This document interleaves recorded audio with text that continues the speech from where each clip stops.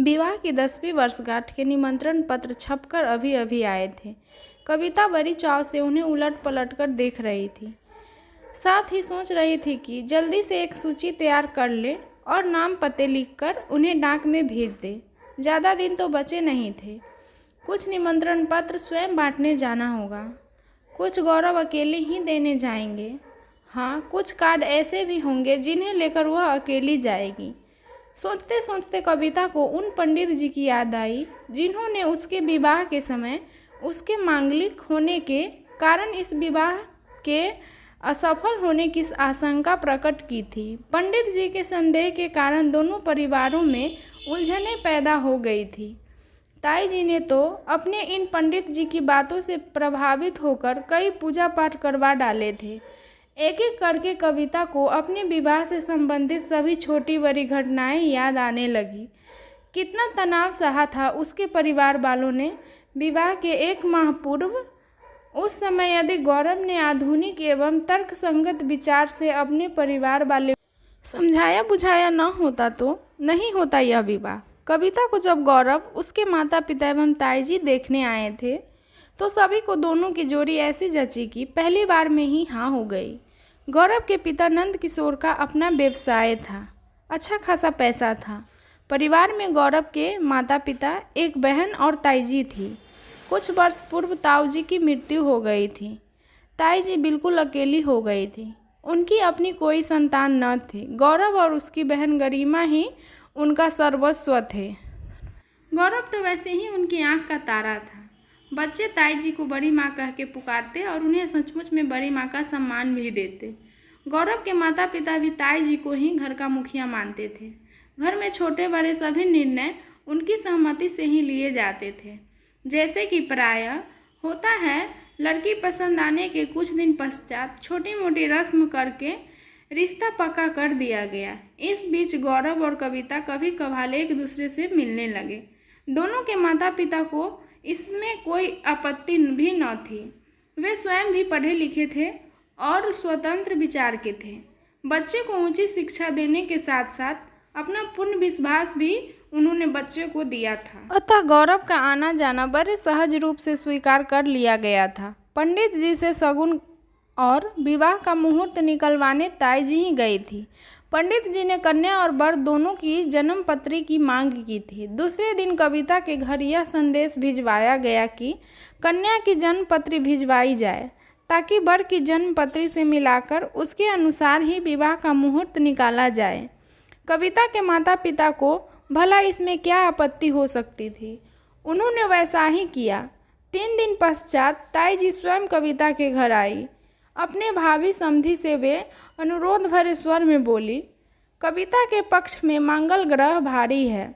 इसके लिए हमारे पंडित जी का कहना है कि आपके घर में कविता द्वारा 3 दिन पूजा करवा ली जाए तो इस ग्रह का प्रकोप कम हो सकता है। आपको कष्ट तो होगा, लेकिन मैं समझती हूँ कि हमें यह करवा ही लेना चाहिए।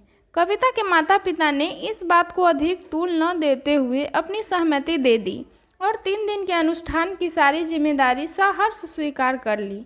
2 दिन आराम से गुजर गए और कविता ने भी पूरी निष्ठा से इस अनुष्ठान में भाग लिया। तीसरे दिन प्रातः ही फोन की घंटी बजी और लगा कि कविता के पिता फोन पर बात करते करते थोड़े झुंझला से रहे थे। फोन रखकर उन्होंने बताया, ताई जी के कोई स्वामी पधारे हैं। ताई जी ने उनको कविता और गौरव की जन्म कुंडली आदि दिखाकर उनकी राय पूछी है। स्वामी जी ने कहा है कि इस ग्रह को शांत करने के लिए 3 दिन नहीं, पूरे 1 सप्ताह तक पूजा करनी चाहिए और उसके उपरांत कन्या के हाथ से बड़ी मात्रा में 7 प्रकार के अन्य वस्तु एवं नकद राशि का दान करवाना चाहिए। ताई जी ने हमें ऐसा ही करने का आदेश दिया है। यह सब सुनकर कविता को अच्छा नहीं लगा। एक तो घर में वैसे ही विवाह के कारण काम बढ़ा हुआ था, जिस पर दिन रात पंडितों के पूजा पाठ, उनके खाने पीने का प्रबंध और उनकी देखभाल, वह बेहद परेशान हो उठी। कविता जानती थी कि दान दक्षिणा की जो सूची बताई गई है उसमें भी पिताजी का काफ़ी खर्च होगा। वह समझ नहीं पा रही थी कि क्या करें, लेकिन माँ के चेहरे पे कोई परेशानी नहीं थी। उन्होंने ही जैसे तैसे पति और बेटी को समझा बुझाकर धीरज न खोने के लिए राजी किया। उनकी व्यवहारिक बुद्धि यही कहती थी कि लड़की वालों को थोड़ा बहुत झुकना ही पड़ता है। इस बीच गौरव भी अपनी और अपने माता पिता की ओर से कविता के घर वालों से उन्हें परेशान करने के लिए क्षमा मांगने आया।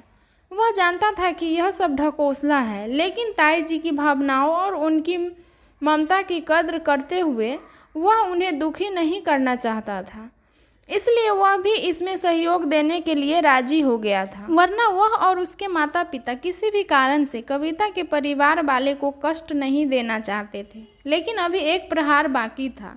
किसी ने यह भी बता दिया था कि इस अनुष्ठान के पश्चात कन्या का एक झूठ मूठ का विवाह बकरी या भेड़ से करवाना जरूरी है, क्योंकि मंगल की कुदृष्टि जो पूजा के बाद भी बच जाएगी वह उसी पर पड़ेगी। उसके पश्चात कविता और गौरव का विवाह बड़ी धूमधाम से होगा और उनका वैवाहिक जीवन संपूर्ण रूप से निसंकट हो जाएगा। ताई जी यह संदेश लेकर स्वयं आई थी। उस समय कविता घर पर नहीं थी। जब वह आई तो उसने यह बेहुदा प्रस्ताव सुना तो बौखला उठी। उसे समझ नहीं आया कि वह क्या करे। पहली बार उसने गौरव को अपनी ओर से इसमें सम्मिलित करने का सोचा। उसने गौरव से मिलकर उसे सारी बात बताई। गौरव की भी प्रतिक्रिया हुई जिसकी कविता को आशा थी। वह सीधा घर गया और अपने परिवार वाले को अपना निर्णय सुना डाला। यदि आप इन सब ढकोसले को और बढ़ावा देंगे या मानेंगे तो मैं कविता तो क्या किसी भी अन्य लड़की से विवाह नहीं करूँगा और जीवन भर अविवाहित रहूँगा। मैं आपको दुखी नहीं करना चाहता, आपकी भावनाओं को ठेस नहीं पहुँचाना चाहता, नहीं तो मैं पूजा करने की बात पर ही आपको रोक देता। लेकिन अब तो हद ही हो गई। आप लोगों को मैंने अपना फैसला सुना दिया है, अब आगे आपकी इच्छा। ताई जी का रो रो कर बुरा हाल था। उन्हें तो यह चिंता खाई जा रही थी कि कविता के मांगलिक होने से गौरव का अनिष्ट न हो, लेकिन गौरव उनकी बात समझने की कोशिश ही नहीं कर रहा था।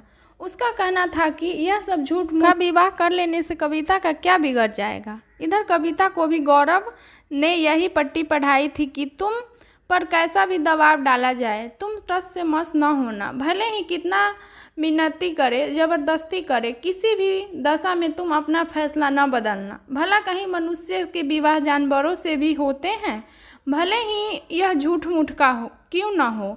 कविता तो वैसे ही ताई जी के इस प्रस्ताव को सुनकर आपे से बाहर हो रही थी।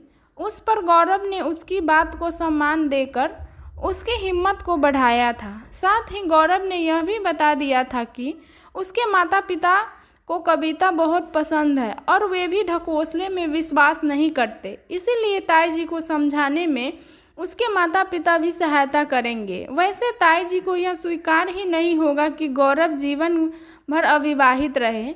वे तो ना जाने कितने वर्षों से उसके विवाह के सपने देख रही। उसकी बहू के लिए उन्होंने अच्छे अच्छे जेवर सहेज कर रखे हुए थे, लेकिन पुरानी रूढ़ियों में जकरी अशिक्षित ताई जी एक अनजान भय से ग्रस्त इन पाखंडों और लालची पंडितों की बातों में आ गई थी। गौरव ने कविता को बता दिया था कि धीरे धीरे सब ठीक हो जाएगा और अगर फिर भी ताई जी ने स्वीकृत न दी तो दोनों के माता पिता की स्वीकृत तो है ही, वे चुपचाप शादी कर लेंगे। ताई जी गौरव से बहुत प्यार करती थी। वह नहीं चाहती थी कि उसके साथ किसी तरह का अनहोनी हो, इसीलिए वह अपने जिद पर अड़ी रही।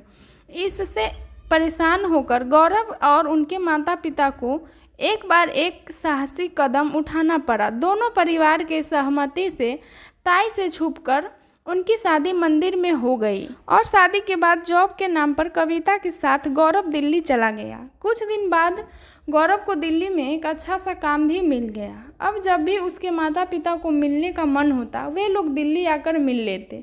ऐसे ही 5-6 महीना बीत गया, फिर भी गौरव घर नहीं आया। अब ताई जी को चिंता होने लगा। वह गौरव के माता पिता से बार बार उसकी शादी के बारे में पूछते, लेकिन ये लोग कोई ना कोई बहाना करके ताई के बात को टाल देते। कुछ इसी तरह से 10 माह गुजर गया। अब दीपावली का समय आ चुका था। ताई के मन में था कि दिवाली पर वह तो ज़रूर घर आएगा और दीपावली पर गौरव घर आया। ताई जी उससे भी शादी की बात पूछी, लेकिन वह भी कोई बहाना करके निकल गया। दिवाली के अगले दिन ही वह वापस चला गया। अब ताई जी को समझ में आया कि कुछ न कुछ गड़बड़ जरूर है। उनको समझ में आने लगा था कि शायद जानवर के साथ शादी वाला प्रस्ताव के कारण ही गौरव गुस्सा होकर शादी नहीं किया और घर छोड़ दिया। इसीलिए ताई ने गौरव के पापा को बुलाकर गौरव की शादी के बारे में पूछी। पहले तो उन्होंने बात को घुमाया, लेकिन जब ताई गुस्सा करने लगी तब उन्होंने एक नया कहानी सुना दिया कि जानवर के साथ शादी वाला बात पे गौरव और कविता दोनों गुस्सा होकर शादी से इनकार कर दिया और इसीलिए गौरव घर छोड़कर दिल्ली चला गया। अगर वह आपके अनुसार शादी नहीं करता तो आपको खुद दुख होता, इसीलिए उन लोगों ने शादी से इनकार कर दिया। हालांकि बात तो कुछ और ही था। इसके बाद ताई के कहने पे गौरव को घर पे बुलाया गया और ताई ने गौरव से उसका दिल दुखाने के लिए माफ़ी भी मांगी और अब बड़े जोर शोर से दोनों की शादी कराने का आदेश दिया।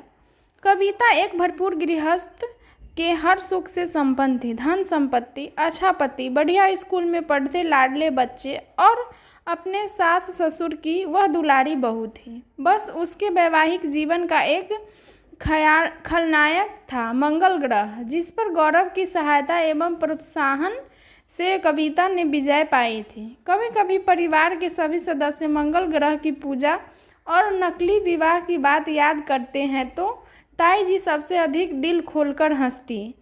काफ़ी देर से अकेली बैठी कविता इन्हीं मधुर स्मृति में खोई हुई थी। फोन की घंटी ने उसे चौंकाकर इस समितियों से बाहर निकाला।